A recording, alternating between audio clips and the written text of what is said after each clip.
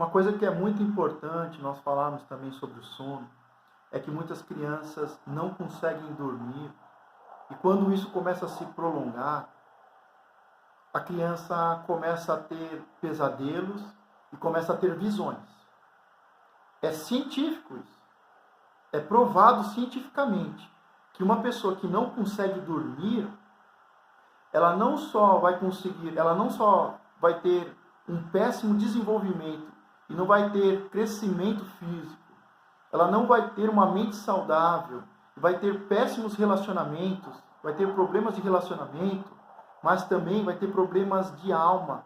E é até interessante aqui, eu não vou entrar em detalhes, depois eu posso falar mais sobre isso, mas o exército americano, ele trabalhou a questão do sono nos soldados.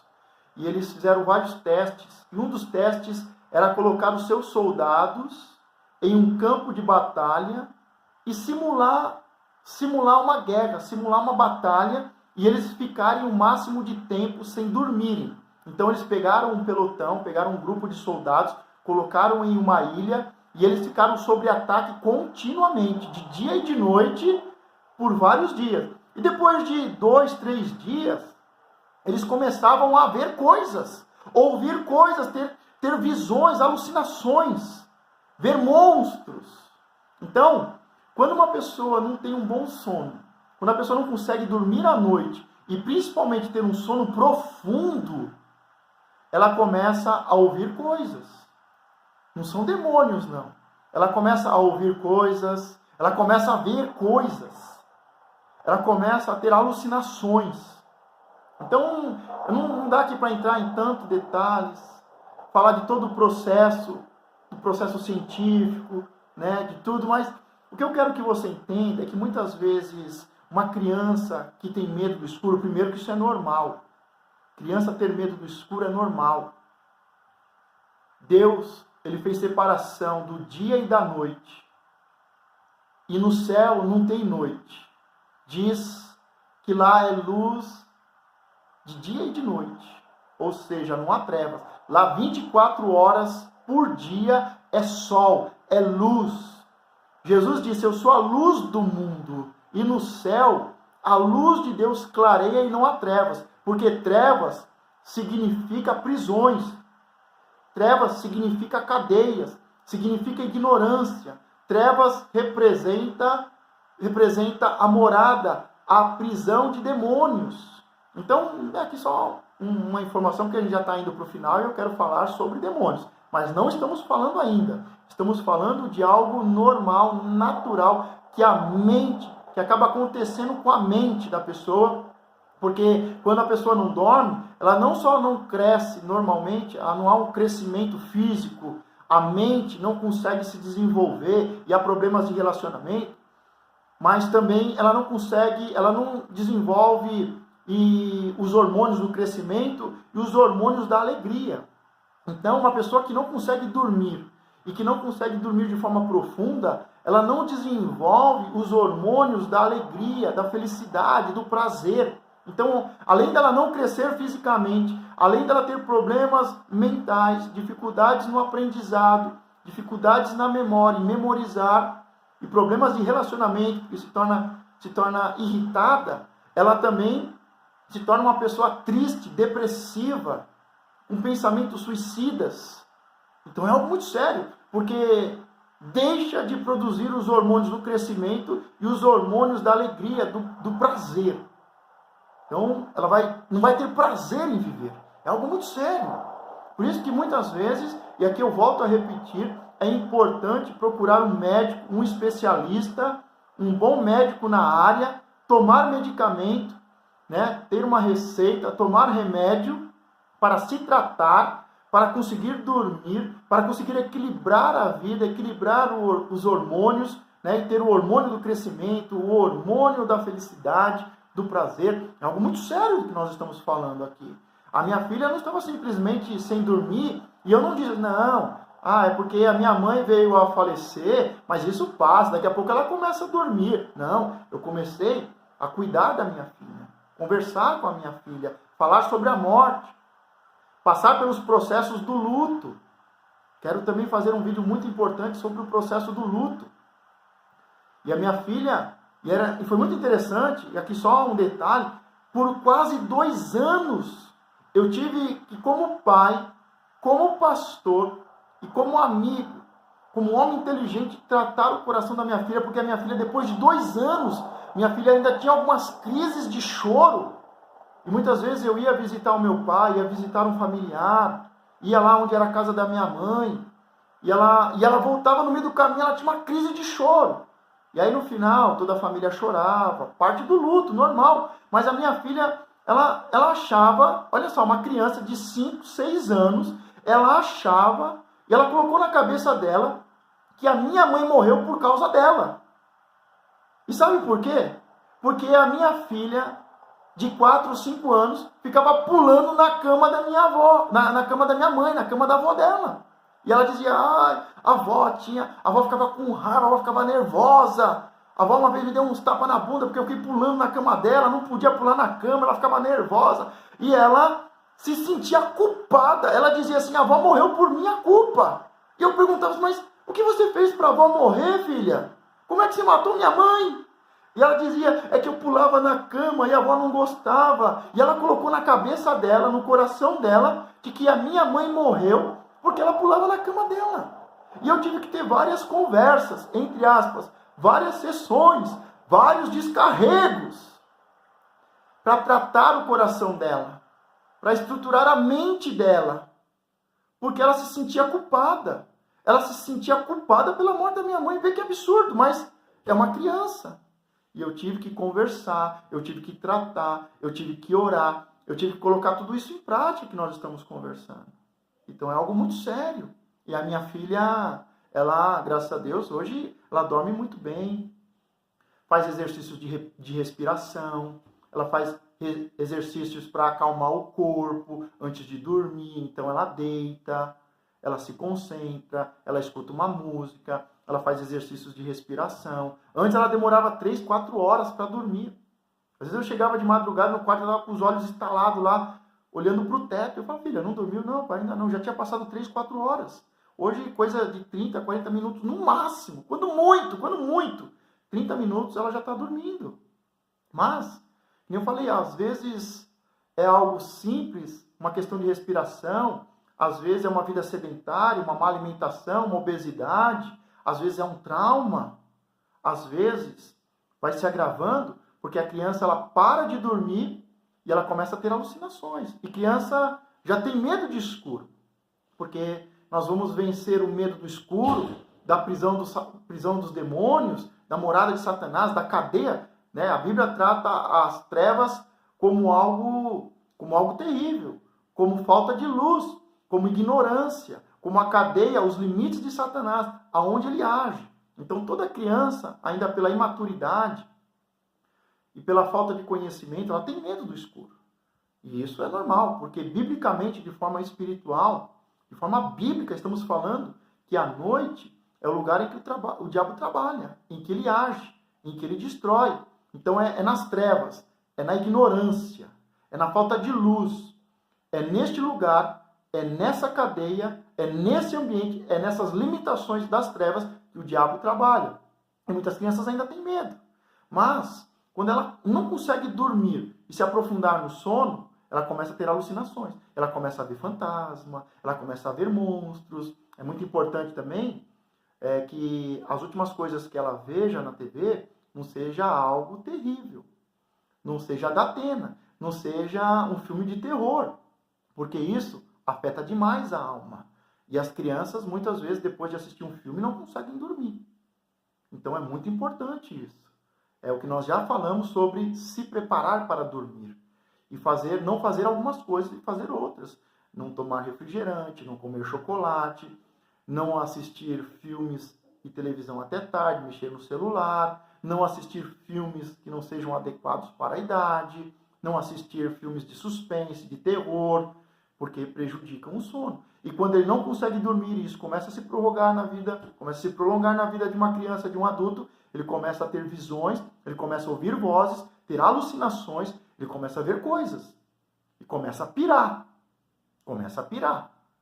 Mas é um processo normal e natural, físico, de hormônios, que afeta os hormônios do crescimento, da alegria, do prazer, que começa a afetar a mente, nos tira da realidade e nos coloca em algo terrível.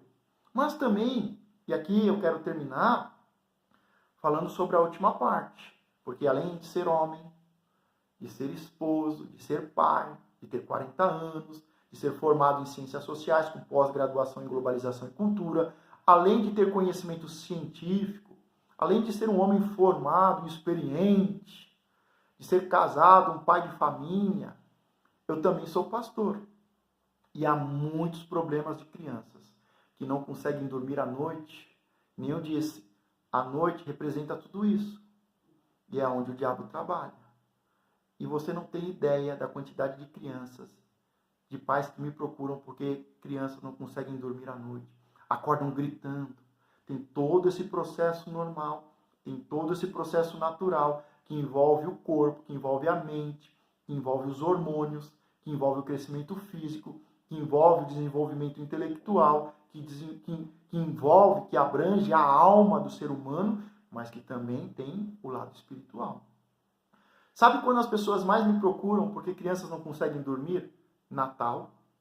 Mês que começa o Natal. E o Natal cada vez começa mais cedo, né? Antes se montava a árvore no dia 1º de dezembro. Agora já se monta, por causa da questão comercial, em novembro já está montando a árvore. Em novembro você já começa a ver Papai Noel. Então novembro, dezembro, janeiro, é os meses que mais me procuram porque os filhos não dormem.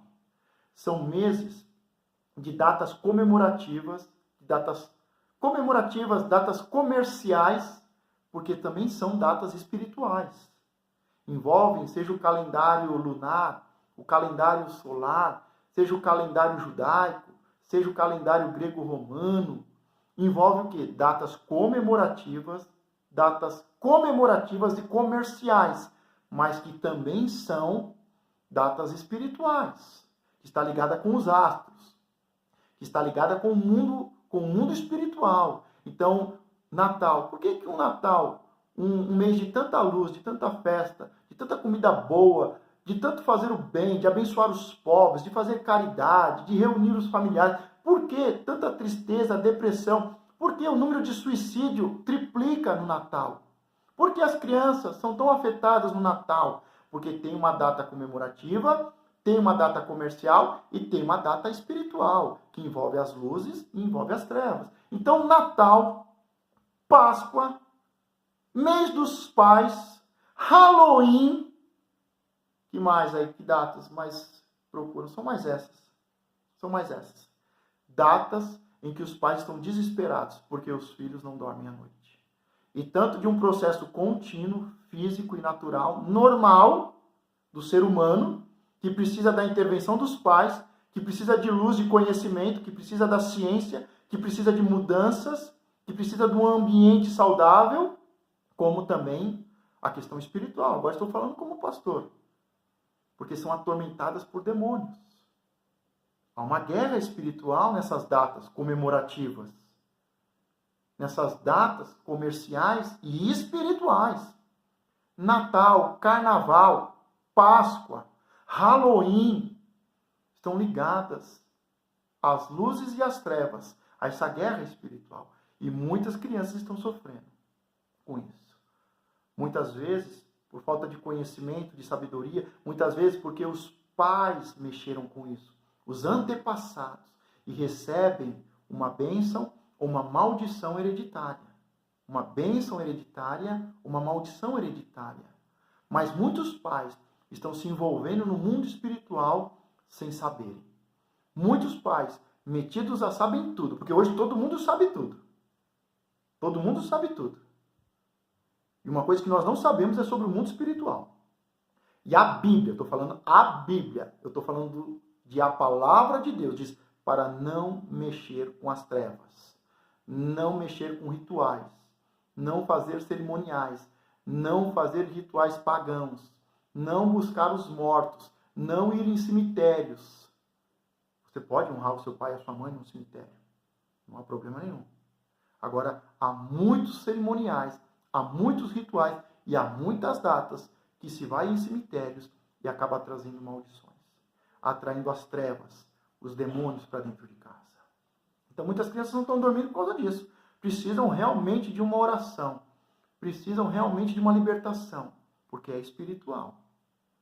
É realmente espiritual. São demônios que recebem oferta, Cosme e Damião, espíritos da morte, pombagira, seja qual for o nome. Não estamos falando disso, a questão não é essa. Não é nome, não é religião, não é religiosidade. Mas quando os pais começam a se meter em lugares que não conhecem, começam a se meter por curiosidade, por caminhos próprios, começam a se meter com religiosidade, é muito sério. Então a Bíblia deixa bem clara, para não adorar outros deuses, para não comer comidas consagradas a santos, a demônios. Então isso é muito sério.